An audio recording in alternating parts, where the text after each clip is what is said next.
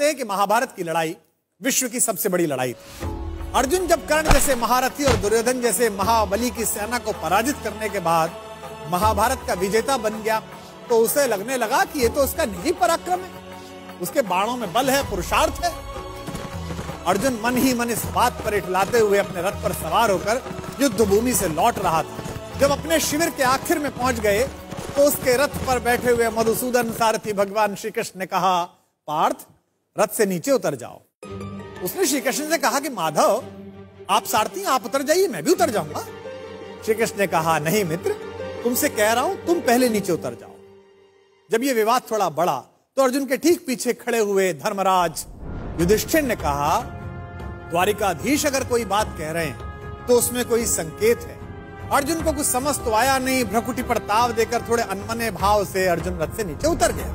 अर्जुन के नीचे उतरने के बाद सब लोग जाने लगे तो कृष्ण जैसे ही रथ के नीचे उतरे,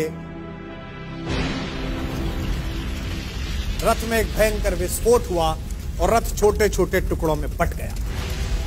विजय का सिंहासन सामने देख रहा था जो अर्जुन, जिसके सिर पर विजय का ताज था, उस अर्जुन ने पलट कर देखा तो माधव मुस्कुरा रहे थे और रथ जल रहा था।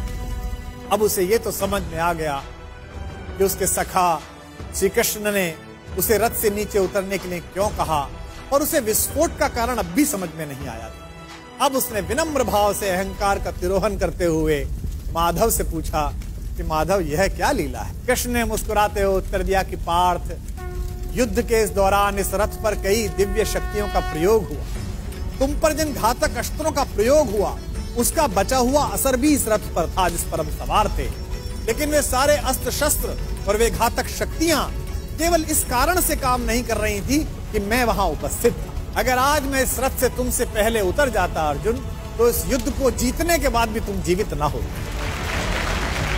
अर्जुन की आंख खुल गई। उसे यह एहसास हुआ कि विश्व की जिस सबसे बड़ी विजय को वो अपना निजी पराक्रम मान रहा है, वो केवल उसकी उपलब्धि नहीं बल्कि उसमें ईश्वर के उस अंश की सद्भावना है जिसे मधुसूदन भुवन मोहन कन्हैया कहा जाता है।